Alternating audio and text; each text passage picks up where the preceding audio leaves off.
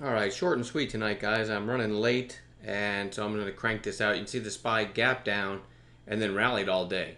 But again, another pretty darn low volume day. And it's the late summer. Um, Labor Day is Monday. It's just low volume, and this you just don't want to hurt your account. So just keep your powder dry. All right, there's not a lot of action. I still like this IDXG. It's still in this kind of sideways flag after this pop. Still want to watch that tomorrow. CBI had that big volume day, and then today, let me show you on 5-minute candle. So we had that big rally, so it was on watch. And then what did it do at the open? It opened, sold off, and then just spent the rest of the day grinding high. I mean, there's just, if you're a day trader, you said there's just no trades available here. It is interesting to me. Maybe through 12 tomorrow with some volume, because that could take out today's high. And then if it takes out today's high, you had the high from that big rally of 1241 yesterday. So anyway, we'll keep our eyes on CBI. FSNN is extended, but I still want to watch it because it's just stupid strong. So I definitely want to watch that one. CDNA.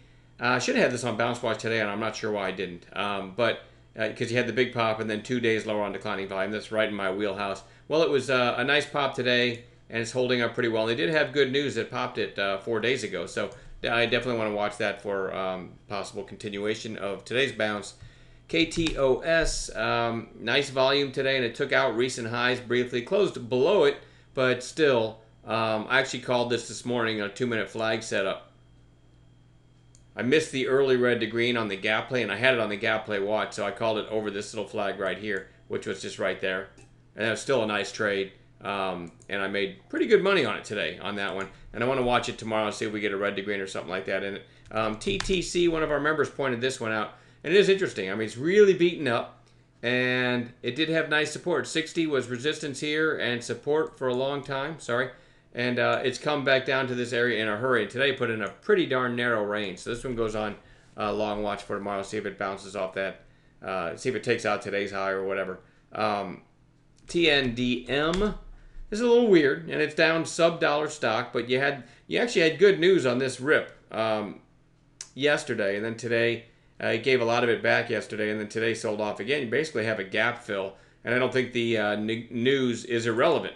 So I do want to watch it for a potential bounce back up tomorrow, even though a lot of longs are underwater in that. I think tomorrow could be a good bounce opportunity for it. RLOG.